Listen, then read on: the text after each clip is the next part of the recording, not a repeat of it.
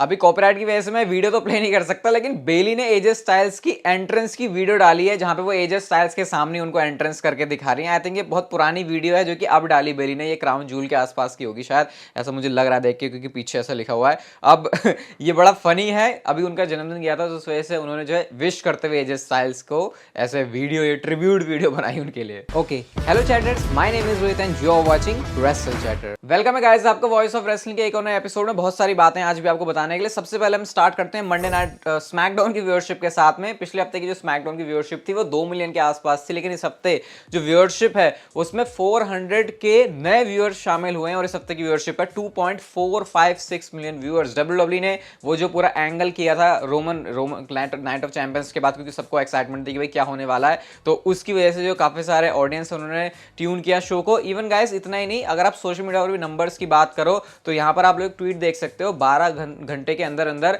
18 million से ज्यादा WWE के सारे सोशल मीडिया प्लेटफॉर्म्स के ऊपर फैंस ने इंटरेस्ट लिया उस चीज में जो कि ब्लड लाइन के बारे में हम लोगों ने स्मैकडाउन में देखी थी। यानी ये बात तो भाई क्लियर है, तय है कि बिना ब्लड लाइन के स्मैकडाउन कुछ नहीं चल रही। अभी जब रोमन रेंस रेसलमेनिया के बाद उन्होंने ब्रेक लिया था, वो नहीं आ रहा था टीवी पर, तो एकदम से लग रहा था स्मैकडाउन में पता नहीं क्या चल रहा है। लेकिन जब रोमन रेंस वापस से आए हैं तो काफी कुछ नई चीजें हो गई हैं। एक तो ब्लड लाइन वाला ये एंगल हुआ, उसके बाद अब नई चैंपियनशिप आ गई है, तो रोमन रेंस बना रहे हैं स्मैकडाउन को रेलेवेंट। ऐसा लग रहा है कि सारे सुपरस्टार्स को रॉ में डाल दिया, लेकिन सिर्फ एक सुपरस्टार खड़ा हुआ है स्मैकडाउन में और वो रोमन रेंस ही हैं। एक ही डील लॉक करी फॉक्स ने, वो भी तगड़ी वाली, कि रोमन रेंस हमारे शो से नहीं जाना चाहिए। रिसेंटली गाइस लाइव इवेंट पे भी वो चीज हुई जो कि अब तक नहीं हुई वर्ल्ड हेवीवेट चैंपियनशिप के साथ में, और वो है इस चैंपियनशिप का डिफेंस। तो सेथ रॉलिंस ने इस लाइव इवेंट में जो चैंपियनशिप है उसको मिज के सामने डिफेंड किया और ऑब्वियसली काफी सक्सेसफुल डिफेंस था। अभी टाइटल हारने का कोई सवाल, वो भी लाइव इवेंट, वो भी मिज के सामने तो होना नहीं था। स्टॉर्म के साथ में यहाँ पर जो विक्ट्री है वो सेथ रॉलिंस लेते हैं। इवन लाइव इवेंट के बारे में आपको बात बता रहा हूं, तो कोडी रोड्स ने ब्लड लाइन के इस स्प्लिट के बारे में, इस टूटने के बारे में कुछ टिप्पणी की है। कोडी रोड्स यहाँ पे ये कहते हैं, मुझे जे के बारे में तो नहीं पता, लेकिन जिमी के बारे में मैं कह सकता हूं कि मुझे जिमी पसंद है और मैं जिमी के साथ हूं, आई थिंक, ऐसा करके कोडी रोड्स बता रहे हैं। अभी आपको पता ही है कि एंड में जाके ऐसा महसूस होता है कि कहीं ना कहीं शायद कोडी रोड्स और रोमन रेंस के जो पाथ है वो फिर से क्रॉस होंगे। तो हमेशा ही कोडी रोड्स कुछ ना कुछ इसके बारे में बात करते रहते हैं जब भी ब्लड लाइन के अराउंड कुछ होता है। और ब्लड लाइन के बारे में तो वैसे हर कोई ही बात करेगा कि इस समय डब्ल्यूडब्ल्यूई के अंदर सबसे ज्यादा हॉट टॉपिक है। तो कोडी रोड्स ने तो जिमी ऊसो की साइड पिक कर लिया है। क्या आने वाले टाइम में कुछ एंगल बनेगा इनके बीच में, वो एक इंटरेस्टिंग पॉइंट होगा देखने के लिए। सोलो सिकोवा ने अपनी लॉयल्टी प्रूव करी, उसके बाद इन्होंने रिएक्ट भी किया था, मैंने आपको बताया था स्मैकडाउन वाले दिन जो शाम को वीडियो आई थी वहां पे। अब सोलो सिकोवा ने एक और पिक्चर पोस्ट की अपने ट्विटर अकाउंट पे, जहां आप देख सकते हो Roman Reigns and Paul Heyman खड़े हुए हैं और साथ में सोलो सिकोवा भी हैं। अब देखो यहाँ पे ऊसोस नहीं है, मतलब सोलो सिकोवा ने शायद एक स्पेशल दिन डिसाइड किया था जब उन्होंने ये फोटो पोस्ट करी, क्योंकि अब तो पता लग रहा है भाई जिस तरीके से उन्होंने जिमी ऊसो के ऊपर हाथ उठाया है, अब पंगा यहाँ से शुरू होने वाला है। सोलो सिकोवा को सिर्फ इस समय रोमन रेंस और अपना ट्राइबल चीफ नजर आ रहा है कि भाई मेरे को इसको प्रोटेक्ट करके चलना है, मैं इसका एनफोर्सर हूँ, या जो भी रोल रोमन रेंस उनको देना चाहे। तो ये फोटो उन्होंने डाली, दगाबाज निकले यार वैसे सोलो सिकोवा। सोचो अपने सगे भाइयों के साथ उन्होंने ऐसा कर दिया रोमन रेंस के लिए। इसके ऊपर वैसे जे ऊसो का भी रिएक्शन है। यूजुअली जे ऊसो रिएक्ट नहीं करते थे, जिमी ऊसो करते थे, लेकिन अब जिमी ऊसो का रिएक्शन साथ ज्यादा इंपॉर्टेंट है, तो वो सोशल मीडिया पर उसको भी दिखा नहीं रहे, या हो सकता है दिखा भी दें।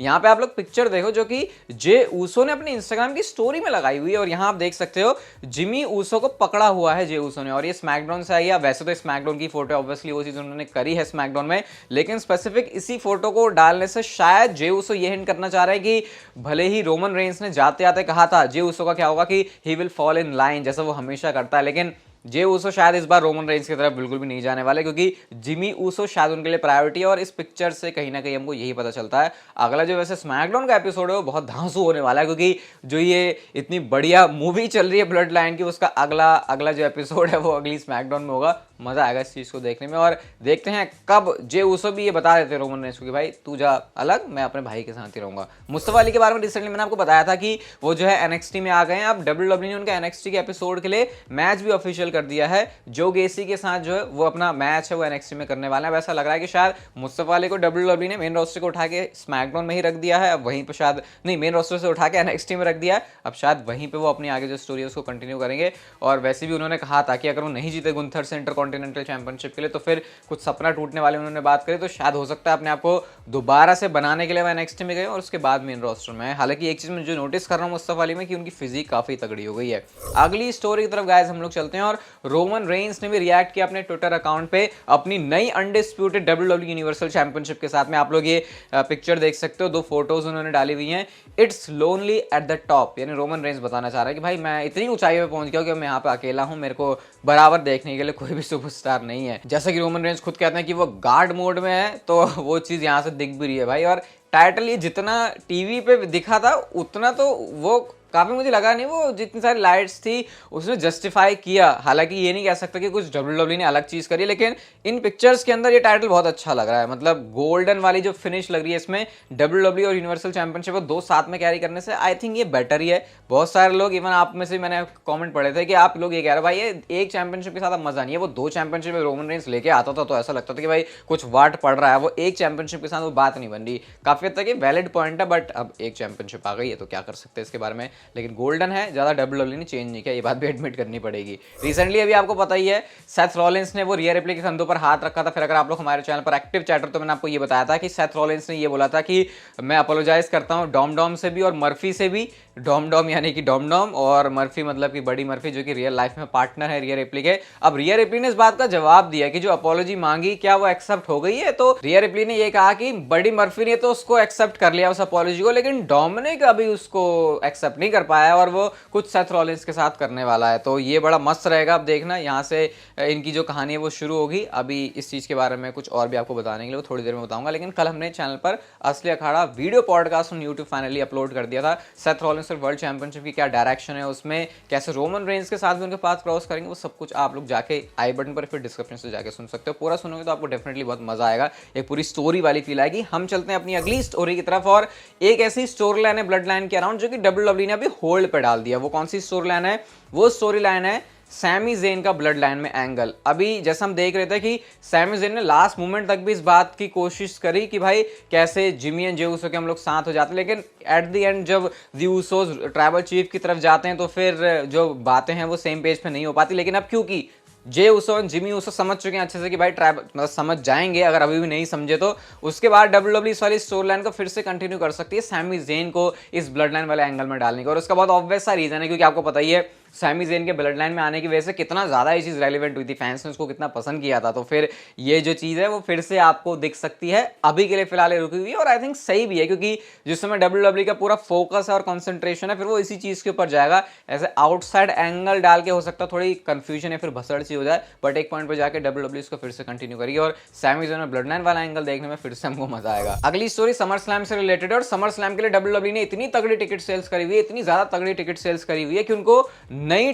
सीट्स ओपन करनी पड़ेगी। इस बारे में डब्ल्यूडब्ल्यू सोच रही है। तो समर स्लैम को लेकर उनको जो रेवेन्यू जो प्रॉफिट है वो काफी तगड़ा जनरेट होगा, इसमें कोई भी शक नहीं है।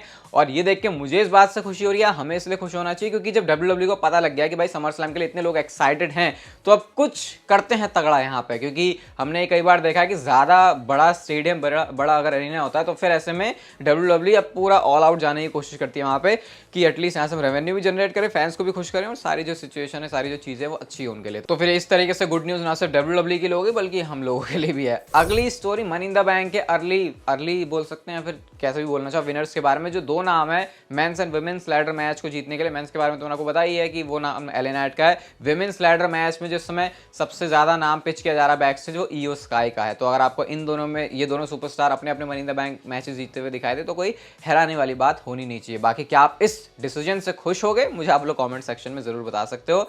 अगली स्टोरी है डब्ल्यूडब्ल्यू की एक और नई कस्टम चैंपियनशिप से। अभी वर्ल्ड चैंपियनशिप आई है, वर्ल्ड हेवीवेट चैंपियनशिप आई है, रोमन रेंस की अनडिस्प्यूटेड नई टाइटल आई है। एक और पिक्चर है जो कि ट्विटर पर काफी ज्यादा इधर उधर शेयर की जा रही है, वायरल हो रही है, और ये है कोडी रोड्स के नाम पे। अब कोडी रोड्स के बारे में तो आपको पता ही है कि जब वो रोमन रेंस के साथ रेसलमेनिया में भी उतरने से पहले उन्होंने कई बार टीज किया था वो ईगल वाली चैंपियनशिप का डिजाइन कि उनको वो पसंद है।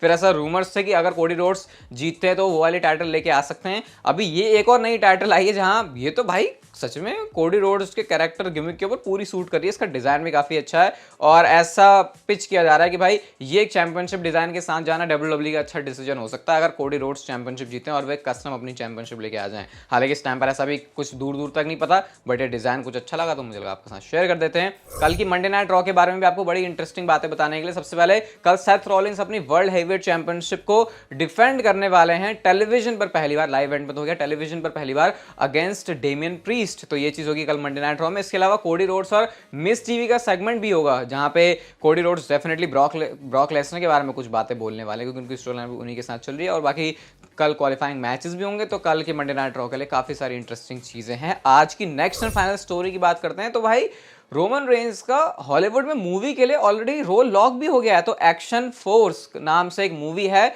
इस पर जो कास्ट की लिस्ट है उसमें रोमन रेंज का नाम है। और गाइस सरप्राइजिंगली WWE के फॉर्मर सुपरस्टार एलिस्टर ब्लैक या फिर मैलाकाई ब्लैक के नाम से इनको हम लोग जानते हैं, अब वो भी इस मूवी में कास्ट करने वाले हैं, उनका भी रोल होने वाला है। तो रोमन रेंज की एक्शन फोर्स मूवी और साथ साथ उसमें एक फॉर्मर WWE सुपरस्टार भी है। तो अचानक से पता नहीं है कहां से हुआ, क्या हुआ, ये तो पता भी नहीं चला। अभी शायद इसकी अनाउंसमेंट वगैरह कुछ होगी, लेकिन IMDb के ऊपर जो कास्ट है उसमें ऑफिशियली रोमन रेंज का नाम मेंशन है। ये देख के धक धक हो रहा है कि भाई अब ये बंदा कहीं हॉलीवुड में ही ना निकल रहा है, क्योंकि ऐसे हमारे अरमान ऑलरेडी तोड़ चुके हैं दो superstar, the rock and John Cena. अब रोमन रेंज भी अगर उसी राह पे चलेंगे तो उनके लिए तो अच्छा है, बट हम WWE फैंस के लिए बुरा हो जाएगा। खैर गाइस, आज की वीडियो अच्छी लगी तो उसे लाइक कर देना। असली अखाड़ा पॉडकास्ट में यूट्यूब जाके अभी सुनना डिस्क्रिप्शन से। ये वीडियो गाइस अगर आपको अच्छी लगी तो उसे लाइक शेयर सब्सक्राइब और नोटिफिकेशन बेल को ऑन कर दो। And see you guys in my next video.